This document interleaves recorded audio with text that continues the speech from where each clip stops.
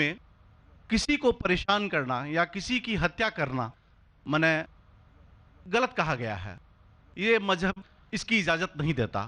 اور جہاں تک اسلام سے میرا تعلق ہے اور اسلام کی مجھے جو تعلیم ہے اور جانکاری ہے، ان کے انسار بے گناہوں کا قتل اسلام میں بھی ورجت ہے. اسلام کہیں بھی کسی بھی صورت میں بے گناہوں کو قتل کرنے کی اجازت نہیں دیتا.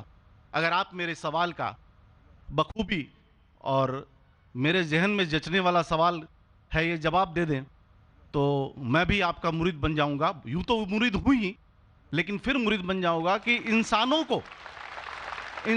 کو سب سے اونچی شریڑی میں رکھا گیا ہے جہاں تک میں جانتا ہوں. اور میں جب قریب اپنے کئی مسلمان انٹلیکچوئلز دوستوں سے سوال کرتا ہوں کہ سب کچھ ملتا ہے مگر آپ بلی کیوں دیتے ہیں، آپ ود کیوں کرتے ہیں، تو انہوں نے کہا کہ یہ چیزیں مسلمانوں کو استعمال کے لیے دی گئی ہے. میں اس پہ کلیریفیکیشن چاہوں گا ڈاکٹر صاحب کا، آپ کا کلیریفیکیشن چاہوں گا. میں اس سوال کا جواب چاہوں گا آپ سے.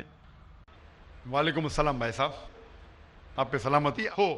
بس میں سوال کیا ہے کہ وہ پیس ٹی وی ماشاءاللہ کافی وقت سے دیکھ رہے، اور وہ کہتے ہیں کہ ہر مذہب میں کہا گیا ہے کہ قتل کرنا، انسان کی جان لینا غلط ہے، حرام ہے. ہندو مذہب میں کہا گیا ہے، اور اسلام میں بھی جیسے ان کی جانکاری صحیح ہے کہ بے گناہ کا قتل کرنا حرام ہے. وہ یہ پوچھتے ہیں کہ بلی کہاں تک صحیح ہے.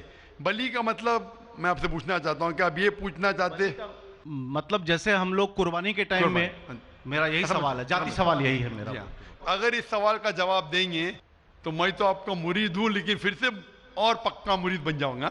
بھائی صاحب نے کہا کہ آپ لوگ قربانی کیوں دیتے ہیں، اور یہ قربانی کا جو سوال ہے کہ ہم عید الاضحیٰ بقر عید میں قربانی کیوں دیتے. قرآن مجید میں اللہ تعالیٰ فرماتے ہیں سورہ حج میں سورہ نمبر 22 میں کہ نہ ہی گوشت نہ ہی خون اللہ کو جاتا ہے. اللہ کو نہ خون کی ضرورت نہ گوشت کی ضرورت. یہ قربانی کے وقت اللہ کو خون نہیں جاتا نہ گوشت جاتا ہے. لیکن تقویٰ، آپ کی پائٹی، آپ کی پرہیزگاری اللہ کو پسند ہے. آپ اگر دیکھیں گے کہ عید الاضحیٰ کے بارے میں کیوں ہم قربانی کرتے، اور واقعہ جانیں گے ابراہیم علیہ السلام کا کہ ابراہیم علیہ السلام کو اللہ سبحانہ و تعالیٰ نے، اس وقت بت پرستی بہت عام تھی، بت پرستی بہت عام تھی، اور قربانی انسانوں کی بہت عام تھی. اور ہندوستان میں بھی عام ہے، آج بھی ہندوستان میں کئی دیگر مذاہب میں لڑکیوں کی قربانی دی جاتی ہے، بچوں کی بلی دی جاتی. کیا آپ چھوٹے بچے کا قتل کرو، عورت کا قتل کرو، بلی دے جاؤ اور بھگوان خوش ہو جائیں گے. کئی جگہ الحمدللہ مسلمان میں نہیں ہے. تو اس وقت ابراہیم علیہ السلام کو اللہ نے پوچھا کہ آپ کو سب سے زیادہ عزیز اس دنیا میں کیا چیز ہے؟ تو انہوں نے کہا کہ میرا بیٹا. تو انہوں نے پوچھا کہ آپ اپنے بیٹے کی قربانی دے سکتے؟ اپنے پیغمبر ابراہیم علیہ السلام تو بیٹی قربانی دے سکتے؟ تو وہ چونک گئے، اور اللہ کے پیغمبر تھے. انہوں نے کہ بیٹے سے کہا، بیٹے نے کہا بے شک اللہ کے لیے آپ میری قربانی دے سکتے، آپ اپنے آنکھ پہ پٹی ماننا. جیسا اللہ تعالیٰ فرماتے اس دنیا میں اللہ تعالیٰ ہمارا امتحان لے رہے. تو اللہ تعالیٰ امتحان لے رہے اپنے پیغمبر ابراہیم علیہ السلام کا. اللہ تعالیٰ یہ بھی جانتے کہ ابراہیم علیہ السلام جواب کیا دیں گے. تو ابراہیم علیہ السلام اپنے آنکھ پہ پٹی مارتے، اور جس طریقے سے حکم آتا ہے اپنے بیٹے کی قربانی دینے جاتے. اس وقت ہی ایک بھیڑ، گوٹ یا شیپ آ جاتا ہے اور اس شیپ کی قربانی ہو جاتی. تو اس چیز کو یاد رکھنے کے لیے آج بھی مسلمان بقرعید کے ٹائم پہ، عید الاضحیٰ کے وقت جانور کی قربانی دیتے. یہ یاد دلانے کے لیے ہمیں، کیونکہ یہ اللہ سبحانہ و تعالیٰ کی طرف سے اپنے آخری پیغمبر محمد صلی اللہ علیہ وسلم نے کہا، اس کی بات مانتے. لیکن اگر میں سوچوں دماغ سے کیوں، تو یہ سوچ سکتا ہوں کہ یہ ہمیں یاد دلانے کے لیے کیا اللہ کو انسان کی قربانی کی ضرورت نہیں، انسان کی جان لینے کی ضرورت نہیں. تو جو آج دنیا بھر میں آج بھی ہو رہا ہے کہ بچوں کو قتل کیا جا رہا ہے، عورتوں کا قتل کیا جا رہا ہے، بلی پہ چڑھایا جا رہا ہے، یہ بالکل غلط ہے. اور دونوں میں آپ دیکھیں گے فرق. اگر کوئی دوسرے مذہب میں، یا ہندو مذہب لو یا دیگر مذہب لو، اگر کوئی جانور کی بلی چڑھائی جاتی ہے تو ادھر ہی رکھ دیا جاتا ہے اور اکثر وہ فضول ہو جاتا ہے. ہو سکتا ہے کبھی کوئی چپکے سے آ کے کھا لے. اسلام میں جب قربانی دی جاتی ہے عید الاضحیٰ کے ٹائم پہ، سب سے پہلے جو میں کہہ رہا ہوں کہ میری منطق یہ سمجھ سکتی ہے کہ ہمیں یہ یاد دلا رہے کہ انسانوں کی بلی چڑھانا حرام ہے. اور جب ہم یاد دلاتے اور جب بکرا کاٹتے یا جو بھی کاٹتے جانور، اس وقت جب ہم کاٹتے ہم اللہ کا نام لے کے کاٹتے، اور جو بھی جانور کی قربانی دیتے اس کے 3 حصے کر سکتے. ایک حصہ ہم خود رکھ سکتے، خود کے استعمال میں لا سکتے، 1/3 حصہ. دوسرا حصہ ہمیں ہمارے رشتہ دار میں بانٹنا چاہیے، اور تیسرا حصہ غریبوں میں بانٹنا چاہیے. جب قربانی دے رہے ہم اس جانور کا استعمال کر رہے. جانور کھانا الاؤڈ ہے کیا نہیں وہ ایک الگ بحث ہے، جس کے اوپر آپ پوچھیں تو وہ جواب الگ ہے کہ جانور کھانا صحیح ہے کیا غلط ہے، وہ ایک الگ ڈیبیٹ ہے جو ہم ابھی نہیں. اگر آپ پوچھنا چاہیں تو اگلا سوال پوچھ سکتے ہیں. ایک تیسرا حصہ ہم استعمال کر رہے، ایک تیسرا حصہ ہم دوستوں میں بانٹ رہے ہمارے رشتہ دار میں، اور تیسرا حصہ ہم غریبوں میں بانٹتے. تو ان میں غریبوں کا فائدہ ہو رہا ہے، نہ فضول خرچی ہو رہی ہے، اور یاد دلایا جاتا ہے کہ انسانوں کا قتل کرنا غلط ہے. تو یہ اچھی چیز ہے. جب بلی جیسا دیکھے باقی مذاہب میں کیا ہو رہا ہے، انسانوں کا قتل کیا جاتا ہے بالکل حرام ہے. اس کے علاوہ جب جانور کا بھی قتل کرتے وہ جانور فضول خرچی میں جاتا ہے. اسلام میں ہمیں یاد دلایا جاتا ہے، اور قرآن مجید میں لکھا ہے سورہ مائدہ سورہ 5 آیت نمبر 1 میں، اور سورہ نحل سورہ نمبر 16 آیت نمبر 5 میں، کہ جو جانور آپ کے لیے حلال ہے وہ کھا سکتے، جو چوپایا ہے.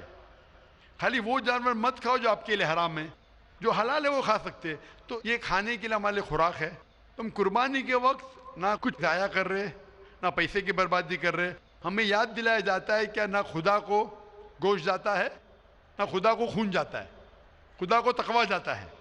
ہمارا تقویٰ، ہم کتنے پرہیزگار ہیں. اور ساتھ ساتھ اس کا استعمال ہوتا ہے. ایک تیسرا حصہ میں کھاتا ہوں، رشتہ داروں میں بانٹتا ہوں، اور آخری تیسرا حصہ میں بانٹتا ہوں غریبوں میں. تو اس سے فائدہ ہوتا ہے. تو اس میں کیا غلط ہے؟ بنسبت دوسرے مذاہب میں آپ دیکھیں گے اس میں نقصان ہی نقصان ہے. انسان کا قتل ہو رہا ہے، اور جانور کو بھی اگر بلی چڑھائی جاتی ہے تو فضول خرچی ہوتی ہے. بنسبت اسلام میں بقرعید کے اندر فائدہ ہی فائدہ ہے. ہوپ دان سے بہت خوب، آپ نے یہ بہت اچھا فرمایا. میں آپ کے جواب سے کافی سنتشٹ ہوں. اور جاتے جاتے ایک آخری سوال کرنا چاہوں گا کہ اہنسا کو اسلام کس نظریے سے دیکھتا ہے؟ اہنسا کو اسلام کس نظریے سے دیکھتا ہے؟ میں صاحب کا آخری سوال ہے کہ اہمسا کو اسلام کس نظریے سے دیکھتا ہے؟ عام طور پہ ہمسا حرام ہے. اسلام آتا ہے لفظ سلام سے، اس کے معنی ہے سلامتی، امن، شانتی. اسلام کے معنی ہے کہ شانتی حاصل کرنا، اپنی خواہش، اللہ کا جو پیغام ہے اس کے مطابق اپنی زندگی بسر کرنا اور امن حاصل کرنا، اسے کہتے ہیں اسلام. ہمسا عام طور پہ حرام ہے. لیکن اگر مثال کے طور پہ ہم دیکھتے ہیں ہر دیش میں قانون ہے، قانون ہے کہ چوری مت کرو، کسی کا قتل مت کرو. لیکن قانون کے علاوہ پولیس بھی ہے کہ اگر کوئی قانون کو فالو نہیں کرتا ہے، کوئی چوری کرے گا تو پولیس اس وقت زبردستی کر سکتی ہے، پولیس فورس کا استعمال کر سکتی ہے، پولیس کبھی کبھی ہتھیار کا استعمال کرتی ہے امن اور شانتی برقرار رکھنے کے لیے دیش میں. اسی طریقے سے اسلام میں ہمسا عام طور پہ حرام ہے. لیکن ہر انسان شانتی نہیں چاہتا ہے. کچھ انسان جو اشانتی چاہتے ہیں اور جو اللہ کا فرمان پہ عمل نہیں کرتے اور شانتی کو بھش کرنا چاہتے، اس وقت اسلام اجازت دیتا ہے کہ آخری مرحلے پہ آپ ہمسا کا استعمال کر سکتے شانتی لانے کے لیے. ہمسا کا استعمال کر سکتے شانتی لانے کے لیے، خود کے فائدے کے لیے نہیں. اسی لیے عام طور پہ جتنے بھی آپ نے دیکھے ہوئے ہیں جو جنگ اللہ کے رسول لڑی، اکثر وہ تھا سیلف ڈیفنس میں.